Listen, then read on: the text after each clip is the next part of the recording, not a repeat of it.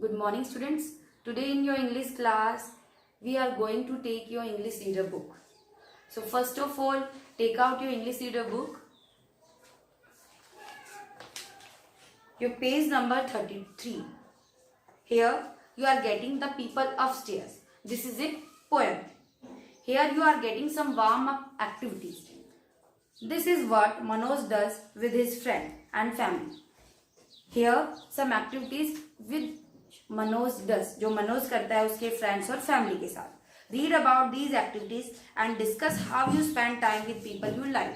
अब आपको इन रीड करना है इन एक्टिविटीज को and discuss how you spend कि आप अपना टाइम कैसे स्पेंड करते हैं, बिताते हैं, व्यतीत करते हैं विद पीपल यू लाइक, जिन लोगों को आप पसंद करते हैं. For example, after school I play with all my friends, we have a lot of fun. कि स्कूल के बाद मैं अपने फ्रेंड्स जितने भी मेरे मित्र हैं उनके साथ खेलता हूँ. We have a lot of fun या खेलती हूँ. ओके, और we have a lot of fun means मैं बहुत ज़्यादा फन, मुझे आनंद मिलता है, मैं खुशी फील करता हूँ.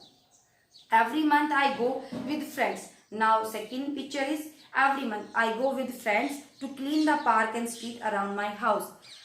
एवरी मंथ हर महीने मैं जाता हूँ क्लीन करने के लिए अपने फ्रेंड्स के साथ द पार्क एंड स्ट्रीट, जो पार्क है, जो हमारे नज़दीक पार्क है, और स्ट्रीट जो गलियाँ अराउंड द माई हाउस, जो मेरे घर के नज़दीक गलियाँ है और पार्क है उनको.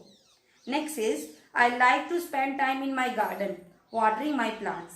आई also like to spend my time means मैं अपना समय बिताना जो मेरे गार्डन में जितने प्लांट हैं उनको वाटरिंग देना मीन्स उनको पानी देना भी पसंद करता हूँ. आई play with butterflies and puppies. I play मैं खेलना पसंद करता हूँ बटरफ्लाइज तितलियों के साथ एंड पपीज मीन्स जो छोटे छोटे डॉग वंस यंग वंस होते हैं, जो डॉग के बच्चे होते हैं, कुत्ते के जो बच्चे होते हैं, they are known as puppies. Okay, उनके साथ भी. Next is every Sunday we sing dance and play together. It makes me very happy. Every Sunday, Sunday is the day of weekend. Every Sunday हम क्या करते हैं, we sing, हम गाते हैं, डांस करते हैं, प्ले टुगेदर और एक दूसरे के साथ खेलते हैं मीन्स अपनी फैमिली के साथ टाइम स्पेंड करना पसंद करते हैं. It makes me very happy और ये मुझे बहुत ही खुशी, आनंद महसूस कराती है. Next is that poem is on your page number 34. The people upstairs. Here let us read a poem that tell us about the poet noisy neighbours. In this poem poet is talking about his noisy neighbours. इस कविता में जो कवि है, poet है, वो बता रहा है अपने जो पड़ोस में नॉइजी नेबर्स है, उसके पड़ोस में जो शोरगुल वातावरण है और जो नेबर्स है, जो पड़ोसी है, वो कैसे उनका टाइम स्पेंड कर रहे हैं उसके बारे में. So let's read this. I have already mention this point. The people upstair all practice ballot. The people upstairs. Here, the poem name is also The People Upstairs.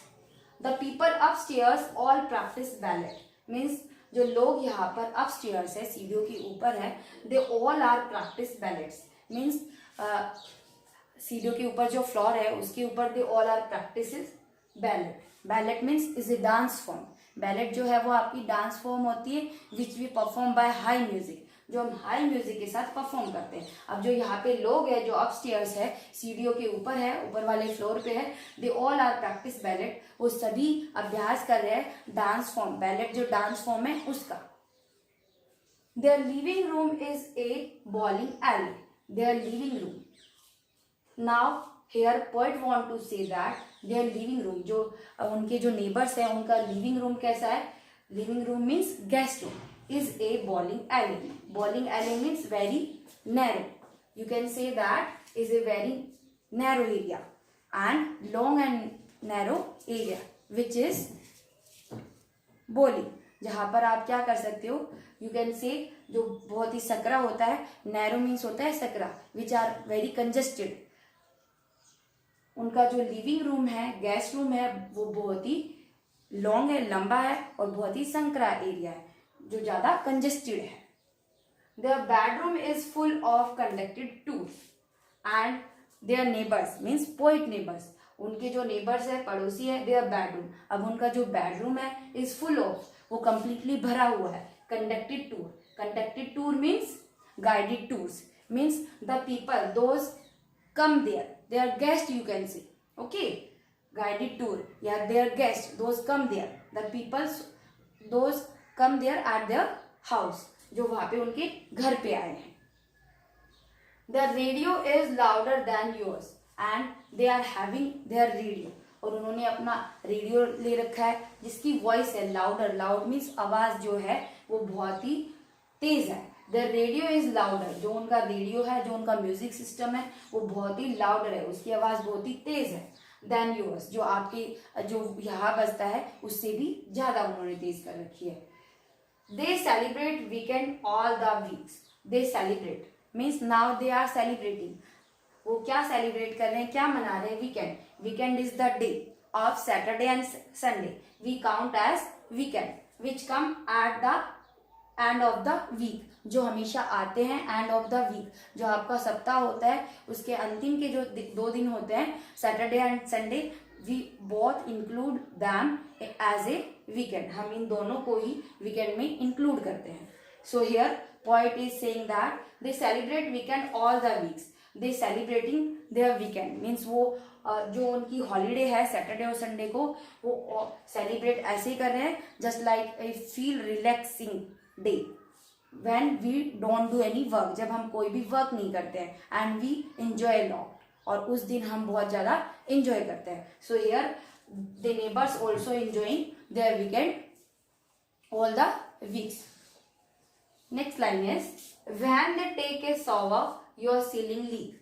when they take a shower, when they want to take a shower. here जो neighbors है, shower means होता है bath लेना. जब वो बात लेने के लिए गए हैं, वो बात लेते हैं. Your ceiling leak. Ceiling means है रूफ. तो ऐसा लग रहा है लीक मीन्स क्रैक. जो आपकी छत है, रूफ है, वो क्रैक हो गई है. Okay, you are feel during that time you are not feel secure there. So you are feeling your ceiling is crack. कि आपकी जो रूफ है वो क्रैक हो गई है और उससे पानी आ रहा है, लीकेज हो गई है. Next is they try to get their parties to mix. Now they try to get their parties to mix. Now they all want to get together. अब वो सारे क्या होना चाहते हैं? Mix means combine. Parties means the social gathering of people. Means here they try to get their parties to mix. अब वो सभी combine करना चाहते हैं अपनी वो जितने भी गेस्ट है वहां पे आए हुए हैं उन सभी को एक जगह पर they want to combine together by supplying their guest with pogo stick. By supplying means here offering. वो ऑफर कर रहे हैं their guest अपने मेहमानों को with pogo stick. pogo sticks is a sticks which having handle. pogo sticks आपकी जो है वो sticks होती है एक प्रकार की जिसके हैंडल लगा हुआ होता है, छड़ी होती है which bounce up and down. जिसके ऊपर people क्या करते हैं? बाउंस करते हैं, जिसके ऊपर कूदते हैं, जंप करते हैं. one up and one down. so here by supplying their guests with pogo stick, now they are offering their guests. वो अपने मेहमानों को ऑफर कर रहे हैं the pogo sticks जिसके ऊपर one jump up and one down. means jump कर रहे हैं, बाउंस कर रहे हैं pogo stick के ऊपर जो उनकी गेस्ट है up and down which having handle also which keep by the some other people. जो दूसरे लोगों के द्वारा पकड़ा जा रहा है. next is and when they are fun at last abates. and when they are fun और अंत में when they are fun the neighbors fun जो उनका एंटरटेनमेंट है, जो फन कर रहे हैं, वहां मनोरंजन कर रहे हैं. एट लास्ट अंत में अंतिम छोर पे आ जाता है last abates. Now what they want to abates mean become less noisy. Means जो शोरगुल है, वातावरण है, वो धीरे धीरे कम होता जाता है. तो during that time they also want to do something more. तो वो और कुछ करना चाहते हैं. क्या करना चाहते हैं? They go to the bathroom. Now they decided to go to the bathroom. वो बाथरूम में जाना चाहते हैं ऑन रोलर स्केट्स. किसके ऊपर? रोलर स्केट्स के ऊपर. रोलर स्केट्स का है यहाँ पर आपका स्केट्स होते हैं आपके जो शूज होते हैं which having wheels. the students those taking participates last time skating they know very well about the roller skates. तो उनको अच्छे से पता है रोलर स्केट्स क्या होता है. एक प्रकार के शूज होते हैं, जूते होते हैं आपके जिनके नीचे व्हील लगे होते हैं which you have to maintain your balance. जिसके ऊपर आपको अपना बैलेंस बनाना पड़ता है. Okay, so now the neighbours also want to go to the bathroom. अब वो बाथरूम में जाना चाहते हैं ऑन रोलर स्केट्स के ऊपर चढ़कर। I might love the people upstairs more if only they lived on another floor. I might, here poet want to say that कि मैं पसंद करूंगा उन लोगों को, जो पीपल, जो लोग हैं अपस्टेयर्स मोर, उन लोगों को मीन्स उनके जो नेबर्स है, वो जो अपस्टेयर्स है, उन लोगों को यहाँ पर पोइट ज्यादा लाइक कर रहा है, ज्यादा पसंद कर रहा है। If only they lived on another floor, अगर वो दूसरे फ्लोर पर चले जाए थोड़े से समय के लिए। If only, अगर उन लोगों को वो ज्यादा पसंद करेगा। If only they lived on another floor, अगर वो दूसरे फ्लोर पर चले जाए तो। So this poem is, here the poet want to tell that he loved the people upstairs more, means यहाँ पर जो लोग upstairs वाले फ्लोर पे है वो उनको ज्यादा पसंद करता है। If only they lived on another floor, उनकी बजाय जो दूसरे फ्लोर पे रह रहे हैं। So this poem is The People Upstairs is written by Auden Nas. The poet of The People Upstairs is Auden Nas. इसके जो पोइट है, कवि है, वो Auden Nas है।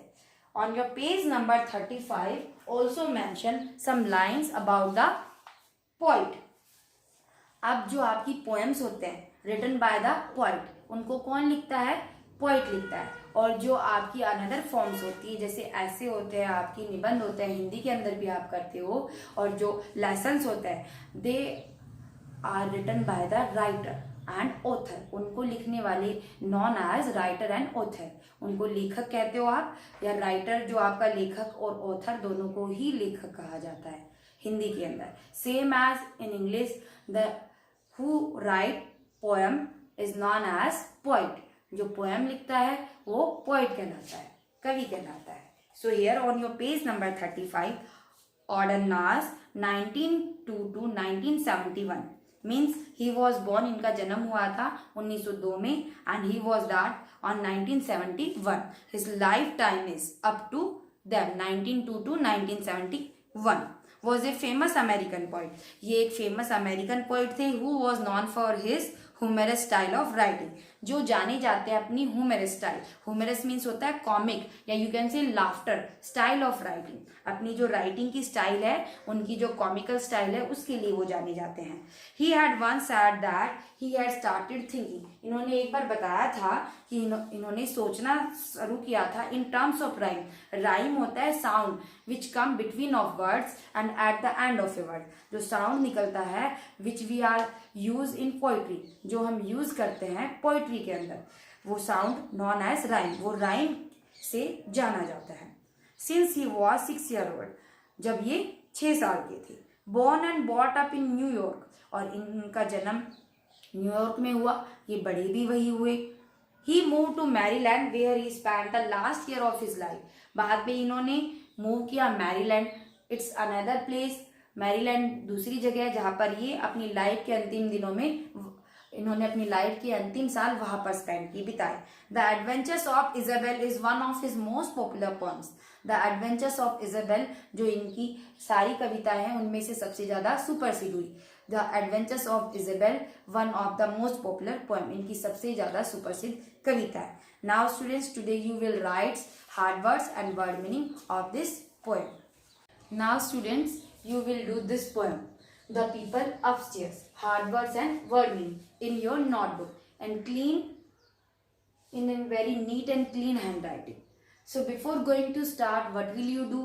You have to mention in your title bar of your notebook the chapter name. If you start a poem, then poem name. Today you are going to start a poem, so you will mention poem name. Here the poem name is The People Upstairs, written by the poet Auden Nas, that you will also mention. Don't forget to write title name and poet name. Next is, after complete this, you will start hard words. I have mentioned side by side hard words and word meaning. No need to mention side by side in your notebook. If you are not having enough space, so you can write downside of your page. Sorry. So here you are getting 10 hard words. First is ballad. Second is louder. Third is conducted tours. Fourth is weekends. 5th is supplying, 6th is scats, 6 is supplying, 7 is scats, 8th is abets, 9 is sealing, and 10 is practice. After completed these hard words, you will do word meaning. So first is bowling alley. Its meaning is a long narrow area for bowling. Okay, means a long narrow area, एक लंबा और narrow होता है बड़ा ही संकरा area for bowling, जो हम use करते हैं मोस्ट ऑफ टाइम बॉलिंग के लिए. So here in this poem they are gathering in a living room, which living room space is very long, जो लंबा है और नैरो है, संकरा है bowling. Next is conducted tours. It means is guided tours, means where people come to visit in that building. Here the building having the area having which is surrounded by the poet neighbor. यहाँ पर इस poem के अंदर जो building है, जो area है, जो इस कविता में जो पोइट है जो वहाँ रहता है, तो उसके जो नेबर्स है चारों तरफ, वो जिस बिल्डिंग में है, वो जो एरिया है गाइडेड टूर्स, वो बड़ा ही, जहाँ पे वो guided tour means where people come to visit in that building. Next is pogo sticks. Pogo sticks means sticks on which one bounce up and down. Sticks ऐसी sticks होती है जिन पे one bounce jump करता है upper side and one down side. The pogo sticks which having a handle also. ये जो pogo sticks है, ये sticks के एक side क्या होता है, handles भी होता है, जिसे another people, दूसरे person एक छोर से एक सिरे से उसको पकड़ते हैं और बाकी लोग क्या करते हैं, jump करते हैं upper side and down side. Next is fourth number is abets, become less, जो बहुत ही कम. abets means here become less. जब उनका जो शोरगुल था, जो उनकी एक्टिविटीज थी, वो धीरे धीरे कम होती जा रही थी, तो they also want to go to bathroom with roller skates. तो वो क्या करते हैं, यूज करते हैं रोलर स्केट्स का, वहां पे बाथरूम में जाने की सोचते हैं. जब उनकी जो एक्टिविटीज थी, वो धीरे धीरे जो नॉइज था वो कम होने लग गया था. नॉइजी मीन्स जो शोर था, शोरगुल वाला जो वातावरण था, वो धीरे धीरे कम होने लग गया था. That's so these words and these hard words you will do in your notebook. Thank you, students.